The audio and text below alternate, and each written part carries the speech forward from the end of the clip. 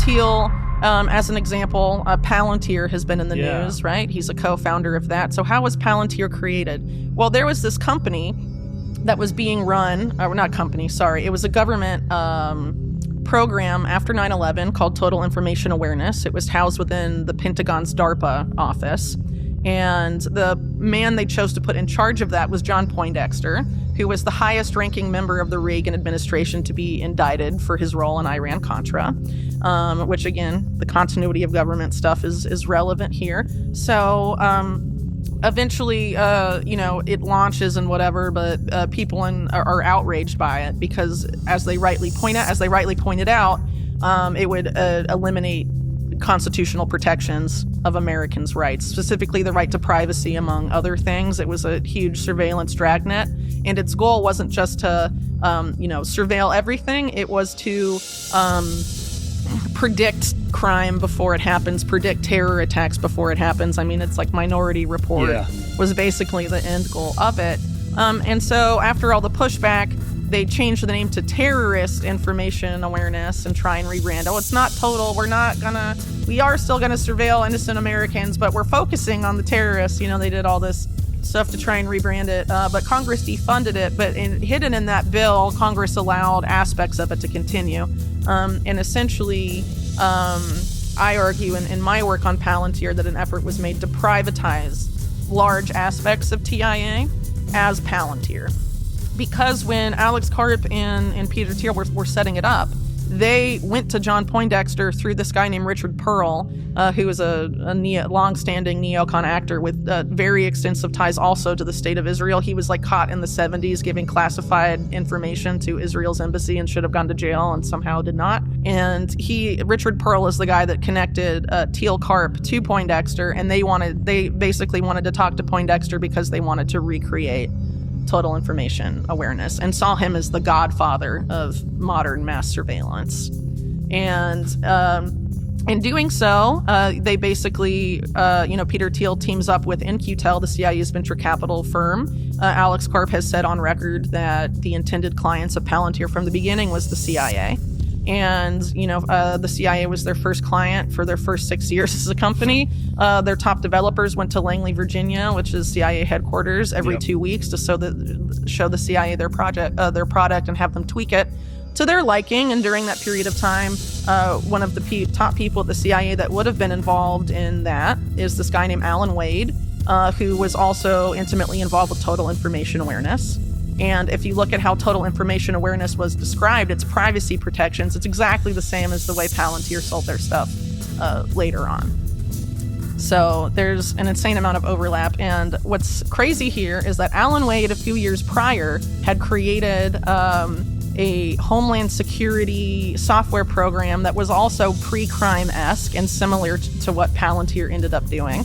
It was called Kiliad, and he teamed up with Christine Maxwell to do that. So I guess the big question here is, what would be the benefits to our federal government if they made the decision to shut down that program and privatize it? That could allow a company to raise fees or cut services, therefore leading to higher profit. They can hide inefficiencies or shady business practices due to less oversight. They can label certain things as proprietary information or confidential. Then they can hide their true intentions. There are way less FOIA issues whenever you're dealing with a private company. And they can lock out competition and turn the whole operation into a big cartel. Not to mention all the revolving door job opportunities for those who helped to pass the legislation to begin with. And there are nearly a dozen instances that I'm aware of where the government has done this in the past, privatizing a government program for shady reasons.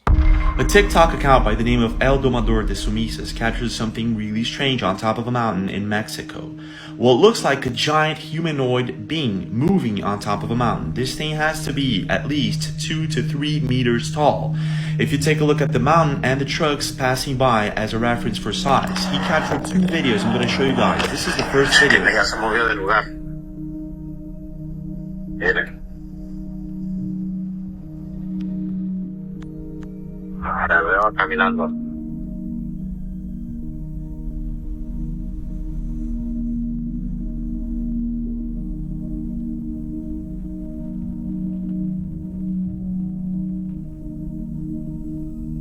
When this video was uploaded, Internet users were baffled, but at the same time they weren't much convinced about it because it's not moving much.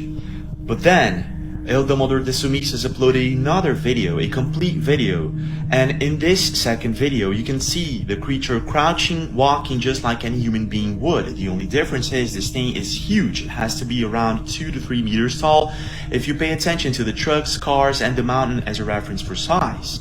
This is the video. Pay very much attention. Whatever this is going on here, it's I don't know. What the heck? Take a look at this.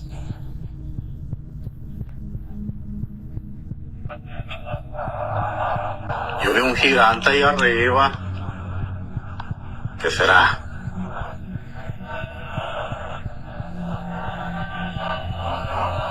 Se mueve, se mueve.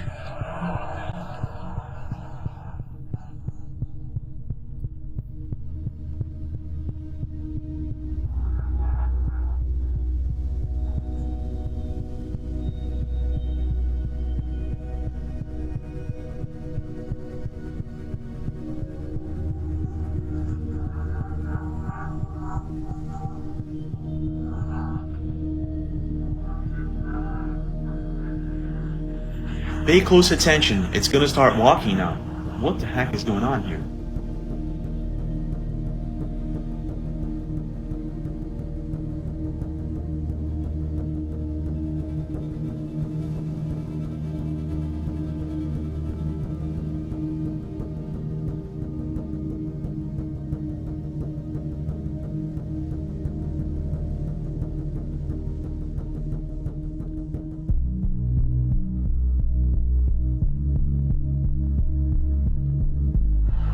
We've seen stuff like this multiple times at this point, and I can't help but to ask myself this simple question. If that were really a giant, and clearly they don't want us to know about them, or we would, why would they be standing fully exposed on the top of a mountain right next to a well-traveled road? They wouldn't be. Even if they wanted to climb up there and look at things, they would likely stay low and try to remain hidden. Whoever that is, he's moving like he wants to be seen. I almost wonder if this isn't a test run of Project Bluebeam. Maybe they keep performing this same little test over and over because they're trying to see how many people are going to see it and take notice or take video of it and share it online. Then they'll know how primed the public is to accept strange things they see off in the distance that they can't explain with their own eyes. But the best explanation that I could find for this being a potential optical illusion was the moon illusion. The moon illusion is where things can appear 1.5 to 2 times larger than they actually are because of their relative location next to the horizon, coupled with your brain's misinterpretation of depth cues. I don't know why those words were so hard to spit out. But that guy looked like he was much larger than twice a man's normal height to me. What do y'all think? Hey, don't forget to click like and subscribe if you haven't already. And don't forget to drop your theories and your comments in the comment section down below. This is where it gets frightening. Well, it's tied up with depopulation, right? You have this being sort of the new path of eugenics. And so, I don't think these people ultimately care about, how many people are left, right? Smart and right. Well, eugenics Thank you. I mean, well, people like to act like eugenics disappeared, and it hasn't. It's just rebranded. And if you look at the history, it's very clear, and it's very disconcerting. That's why everything you're seeing that is coming out of policy all over the world, all of the World Economic Forum seems so Malthusian. Look at Canada. The medically assisted death originally was going to be for terminally ill people. Now people are pitching it to homeless people in Canada, saying you're too poor to live. Do you want to yourself? How do we not remember what happened last time? Well, I think some of these people, you look at the Rockefellers, they funded what happened last time. These mergers, because there's many of them, of Silicon Valley companies and big pharma. They're framing it as healthcare, but it's eugenics being framed as healthcare.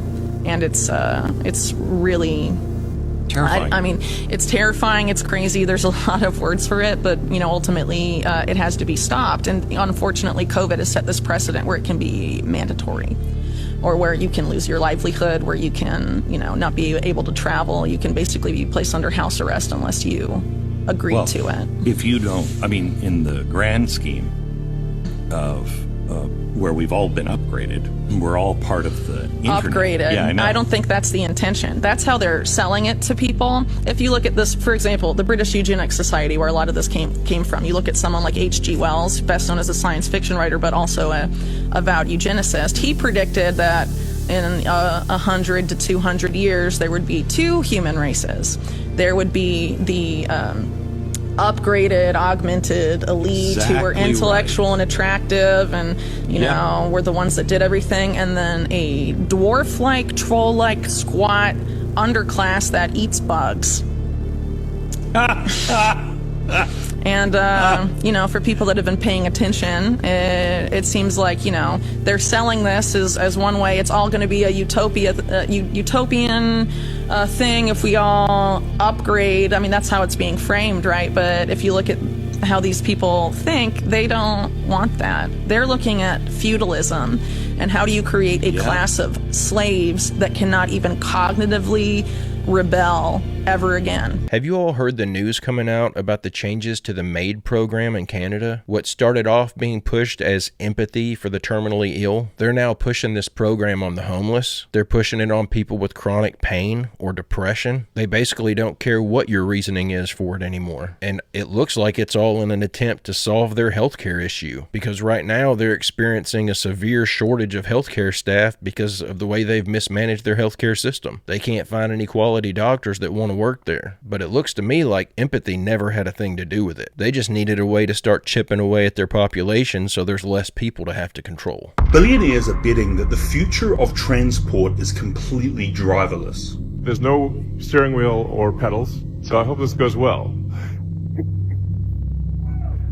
We'll find out. Robo-taxis are rolling out through San Francisco, Phoenix, Los Angeles, and Las Vegas. Companies like Waymo, Zoox, and Tesla are betting big that in the future we won't own cars at all. We'll just summon rides on demand like Uber, but without any driver. Waymo, backed by Google's parent company Alphabet, is already running thousands of paid rides every week in multiple US cities. Amazon's Zoox just launched a driverless shuttle service in Las Vegas on the Strip, so you can lose all your money and then just zip right home. And Tesla's promising its own cybercab fleet with the cyber bus as well. That's coming in the next couple of years, although they've said that for the last couple of years. And the race isn't about building cars, it's about building fleets. Whoever wins could control the way that we transport through cities everywhere. And Uber knows this too. They're not making cars, but they're plugging straight into them, and they're doing some deals. In some cities you can already hail a Waymo through an Uber app, and Lyft just signed on as well, lining up partnerships where they're all working together,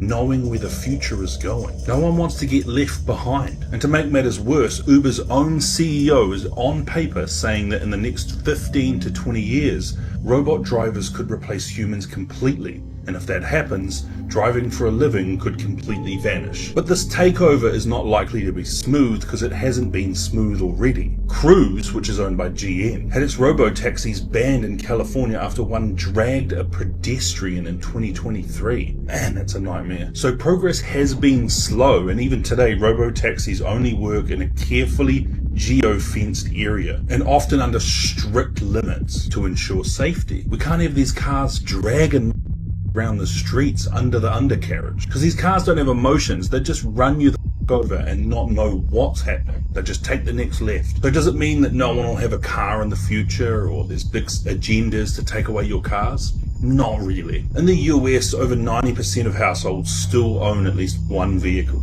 But in dense cities, we're seeing car-free living is creeping in slowly. Seattle, for example, has nearly 20% of households without any car at all. And if robo-taxis get cheaper than owning a car, which is starting to become the trend, city-dwelling people might just ditch their vehicles first. So in 15 to 20 years, yes, maybe most people in cities won't own a vehicle. But that's going to be because of economics, not by choice. It might just be too expensive to own a vehicle. What do you think? Are they right? Is the future driverless? Or is it never going to work? Oh, it's coming. If you look up the average monthly payment for a new car in the United States right now, it's $752. According to what I could find online, and I'm just going to use San Francisco here as the example, if your home was 10 miles away from work it would cost you around $1,100 a month to commute back and forth relying solely on Uber in San Francisco. Now factor in the car payment of $752, car insurance, which is an average of $192 a month, and then factor in that the average San Francisco resident who owns a car spends on average $250 a month on gas. That's $1,194 right there. And that doesn't factor in upkeep or routine maintenance, parking fees, parking fines, bridge tolls, plus you have to pay to even get a driver's license to be able to drive. It already makes more financial sense to just take an Uber back and forth to work every day. This guy saying that he doesn't think this is by design though is hilarious. They've been planning this out for years. If you have your own car, you don't have to ask someone else's permission to go wherever you want to go. But you can't order an Uber to take you out of state if the government decides that you're not allowed to leave your 15-minute city. Google just released a new internet censorship program. They're deleting websites that don't agree. Woke up to this video in my feed this morning. New global internet censorship began today. Its purpose is to eliminate dissent on any topic Google selects.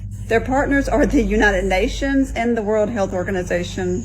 So naturally, I did a little digging. You might even say fact-checking. When someone shows you a screenshot of a website, you can usually find it by just typing in the exact same text you see on screen. Right off the bat, it looks pretty scary. Instead of internet censorship, Google calls it fact-check tools. Its purpose is to eliminate dissent on any topic Google selects. Wow, that's scary. Ooh, and they chose two big bad guys to highlight. Google's algorithms are designed to delete websites that criticize topics such as these statistics, World Bank, and wait, what? Okay, and they're giving us links. Let's go to their links. Oh, hold up.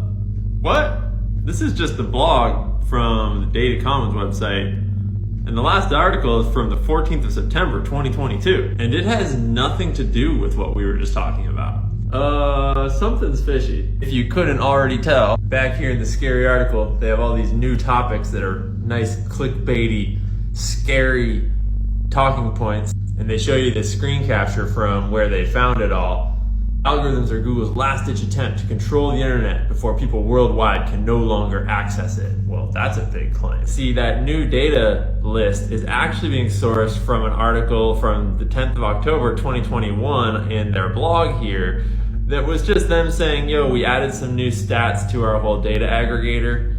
This is what we added. By the way, this is the data tool we're talking about. It's just Google compiling a whole bunch of statistics that you can make charts out of, and it's like kind of not a very good program. I decided to test it out, see if it could tell me about the opioid epidemic, and you know, it kind of could, but it wouldn't let me change my time frame past 2006, which is like, what a pathetic stats tool. And it didn't have any information about that new big bad stuff, so how helpful are you really? I don't know. I definitely know that this has nothing to do with Google censoring the internet. So let's rewind to the top of this article and click on the link they had here that tells us all about these fact check tools. Because when you click on that link and you actually read about the fact check tools we're talking about, you pretty quickly realize that that article is wildly misrepresenting what this is. In particular, you'll notice who can create markup for a given site, i.e. put fact checks on the internet. Only people with access to the back end of that site, i.e. you're only putting fact checks on your own websites. It's not Google fact checking all other websites. Any account that is listed as a restricted or full user of a site will be able to create markup for any articles of that site. What this actually is a way for mainstream media to circle jerk their own fact checks and create them all in a little database so they can all reference each other, and you can search the fact check database where they all have the same format and API. So that way, like, New York Times can cite fact checks from Snopes and it can show up in the fact check database, and then they can compile a giant database of where they're also sure that they're right. So like, yeah, that it is what it is. That's not helping very many people out here. Please don't give an argument to the fact checkers by creating a dumb article that needs fact checking about why fact checking is bad. Like, do we not see how this is counterproductive? They're jumping from all of that misrepresentation of the truth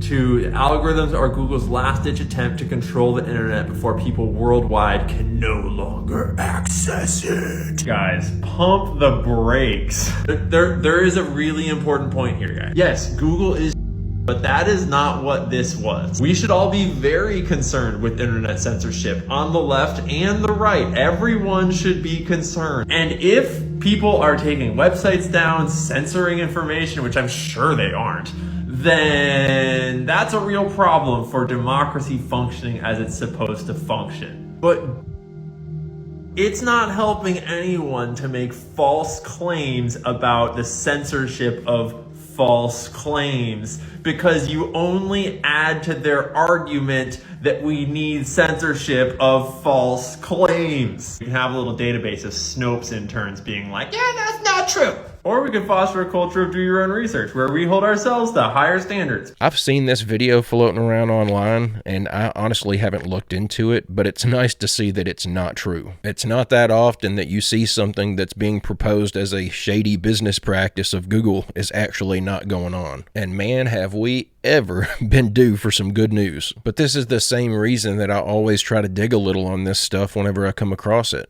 I don't do exhaustive research on everything, but I at least try to verify if something appears to be true or not. We get lied to by the media so often, and it's usually them making an incorrect statement and then linking back to another news organization who made that statement as their source, and then that news organization links back to another one. Then they all have plausible deniability when it gets exposed as a lie. I just wanted to say the truther community cannot start using these same tactics, or how are we going to refer to ourselves as the truther community? Oh, here's a new one they've been hiding from us. The Great Wall of China is actually the Great Wall of Tartaria, the most silent civilization in history. And it's actually not that new. Matter of fact, it's over 2,500 years old, which is how long they took to build this wall. Like, bruh, these guys spent so much time building it that whatever they were trying to defend themselves from didn't even exist anymore, but they just kept on building. Did these guys just like lose the plot and just continued building, completely forgetting why they were making this wall in the first place? Like, they took over 2,500 years to build this thing, which spans multiple dynasties, dozens of changes in power, emperors that came and went, none of whom can even take credit for this wall as a national project, because not one of them stuck around long enough to even see it finished, except for the last one, I guess. And like, what was so terrifying that you had to build a great wall that even after the thing you were defending from was gone, the mere memory of that thing was so horrifying that you just kept on building the greatest wall in history for over 2,000 years. And calling it a great wall is also probably the greatest understatement in history. Starting construction in 700 BC and completing in 1878, your imagination can't even begin to comprehend how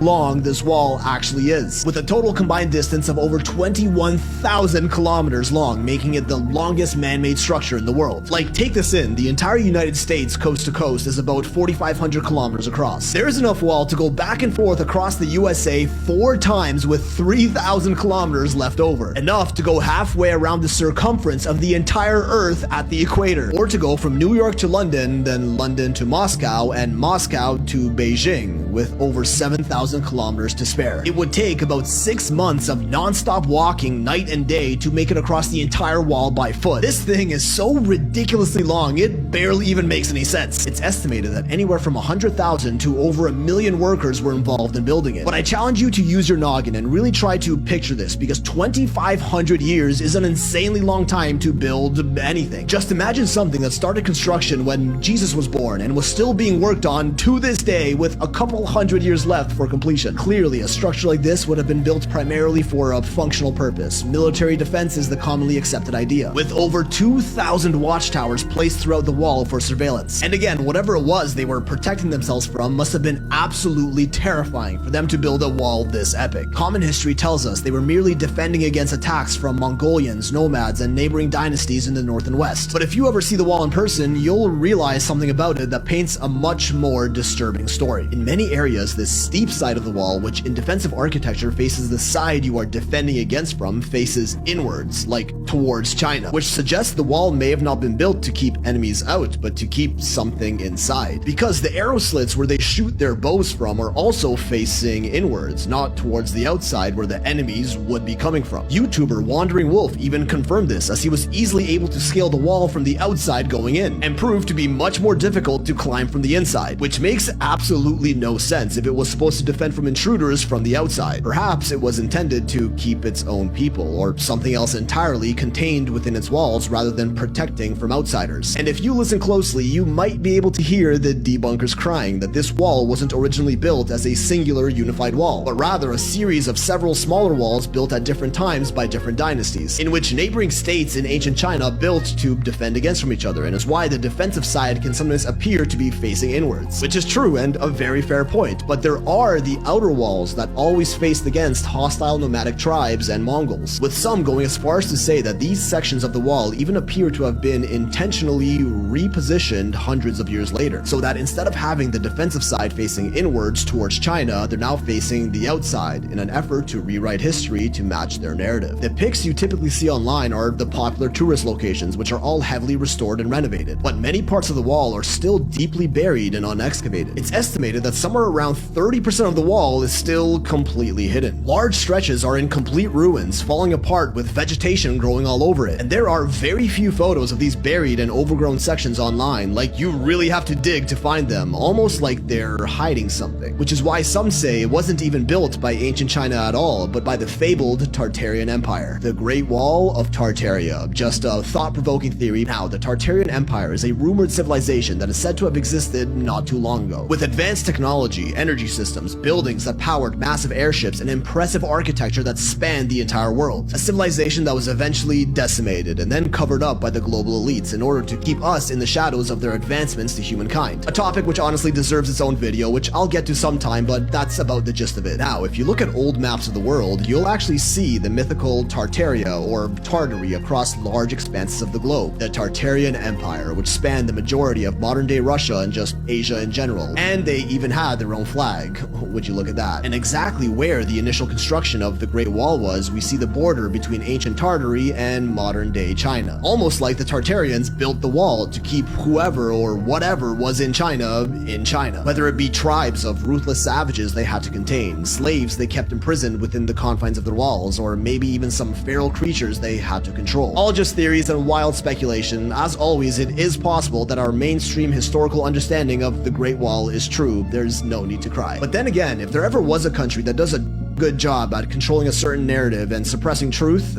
you tell me which one comes to mind first. I thought it was interesting how the dates of the construction of that wall seemed to dispel the theory that it was made by the Tartarians. According to what I could find, records would indicate that the construction of that wall began in 221 BC under the Qin dynasty, not 700 BC. But maybe this guy found more accurate information than I did. We both have no choice but to just take someone else's word for it. But what I found said that the wall was finished or completed, or at least they stopped working on it in 1644 BC. So that would mean that it took 1,865 years to complete, not 2,500. Though it would be closer to the 2,500 if he has an accurate start date, and I don't. But even still, if it was started at the bare minimum 200 years before the birth of Christ, and if it was a product of the Tartarians, for one, I'm pretty sure they would have at least got a mention in scripture, considering they were that big of an empire. But most theories claim that they're the reason for the 1,000-year age gap that's mudding up our historical record. But if they were around for that long, wouldn't they have to be fudging up the calendar for much longer than they did? Because it only looks like we've got about 1,000 years missing. I'm starting to think that maybe this was just the Chinese government trying to keep their citizens under control and not allowing them to leave the country. I'm certainly no expert in Chinese history, but if their government back then was anything like it is today, I think that makes a lot more sense. But I don't think it makes sense that the Tartarians could be responsible for that wall unless they're just flat out lying about all the construction dates, which is absolutely a possibility. But I was fairly convinced about this one before, but now I'm starting to have my doubts. What do y'all think? Good evening, everyone. What I'm going to be doing a video about tonight is going to be very short and sweet, and it's about a question that I've been asked about thousands of times, but I've actually never made a video and answered it, but I'm going to tonight. And here's that question from the last guy who asked me. Terry, brother, please try explain why the northern zodiac rotates clockwise and the southern anti-clockwise. I'm still battling to grasp this. I know it's about perspective.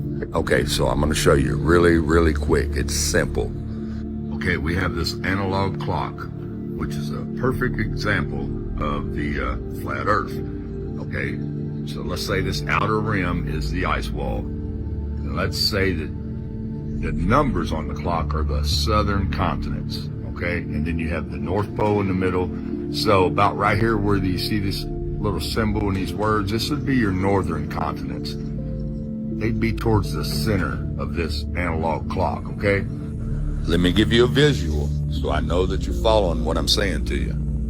Now you see how the northern continents are more towards the center of the clock and the southern continents are out by the numbers on the clock? Now that you understand that, let's move on. So let's say that the second hand on the clock is going to represent our sun, which is making its circuit around the disk of the Earth. So if you're right here in the northern part of the disk, what you call the northern hemisphere on the ball, the sun is always moving from left to right when you're in the center of this clock. Okay, when you're in the center of the Earth, the North Pole, and the northern continents. This is what you're going to see. You're going to see that sun move from left to right during the day. Okay, now watch what happens when we move out here to the southern continents.